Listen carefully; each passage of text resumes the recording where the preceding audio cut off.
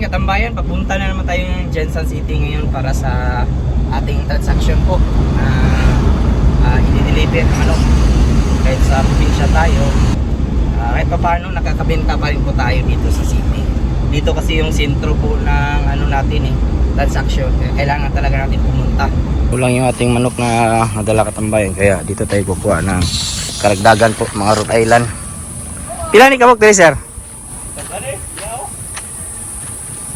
Start na pangitlog. Ang uban wala pa. Pila pa kabulan eh? Ay di, karon mangitlog yun. Mangitlogin na siya. Ang uban Itlog ngitlog. no, di bala kung asa nang itlog ano nila ba. So ito yung mga Rhode Island niya katambayan.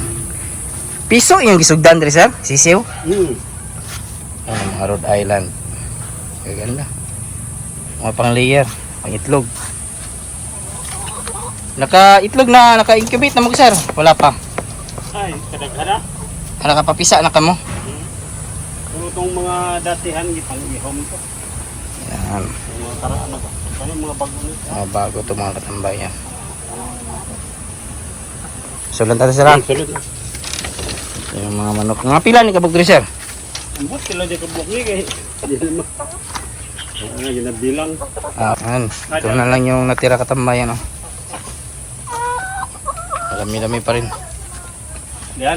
Nangingitlog na yan lahat. At 7 lang yung kinuha natin dito. Yan o. Mga Rhode Island. Napakaganda.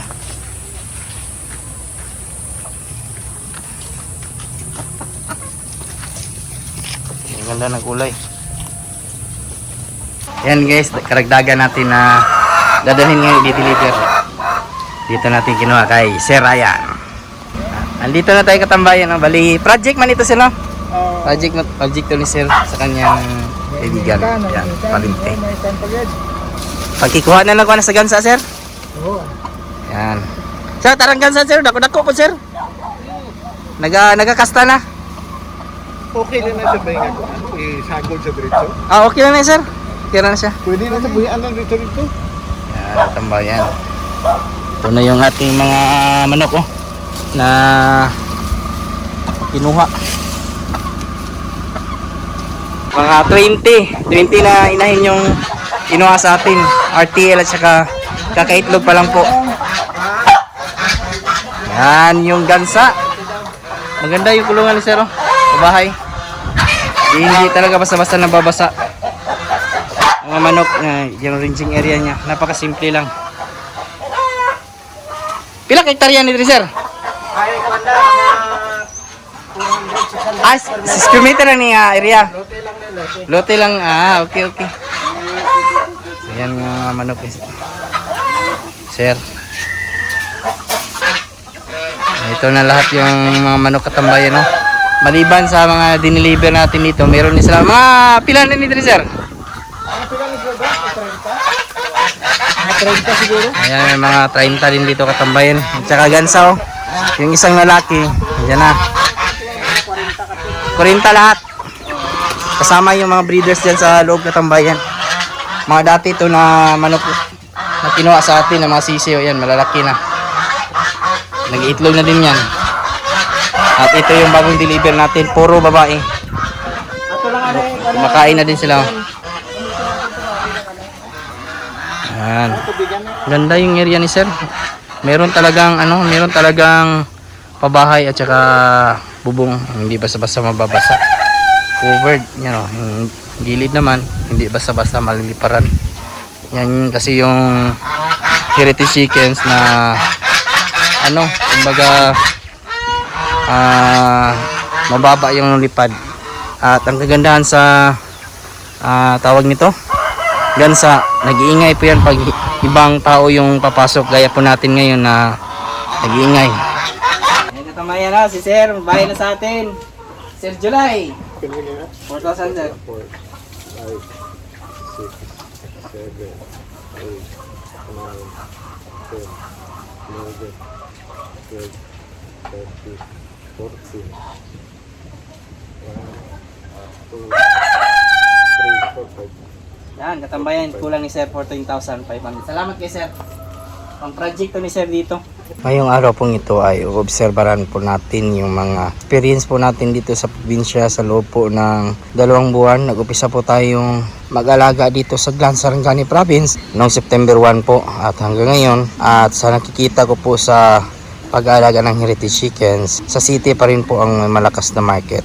Kahapon nga nakapunta tayo ng city para makipag-transaction po sa bumili ng ating heritage chickens. Kinulang po tayo at kumuha lang po tayo sa iba po nating mga kaibigan na nag-aalaga doon. At so far naman po dito sa probinsya, wala pa tayong nabibenta po ng mga sisiyo at saka mga artil at saka laying or rooster.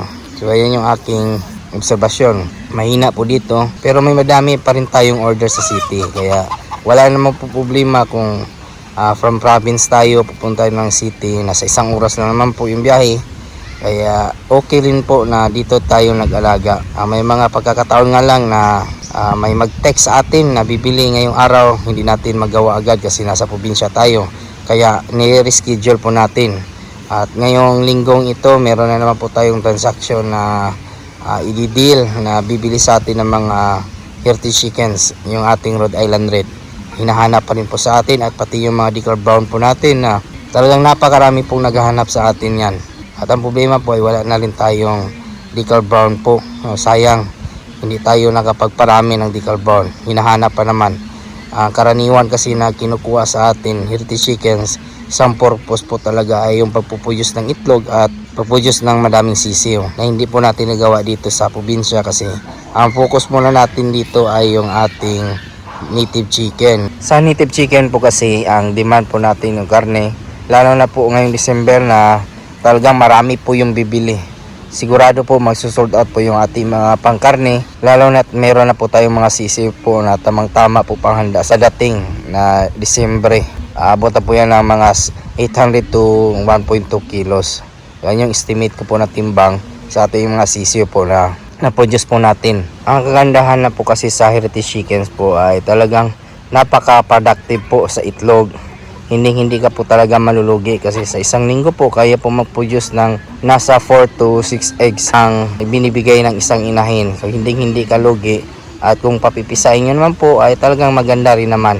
At sa karne naman po ng heritage chickens, hindi naman po nagkakalayo ang lasa niya sa ating native chicken, lalo na po naka-range yung ating mga heritage chicken. Siguraduhin lang din po na malusog yung ating mga heritage chicken para at least makasurvive po siya sa range. Dapat yung pag-aalaga ng heritage chickens ay talagang bigay todo, kumbaga i-complete vaccine po natin kung maaari para hindi po siya basta-basta magkakasakit. Sa naging transaction po natin ngayong araw ay at least kumita po tayo ng nasa 2,000.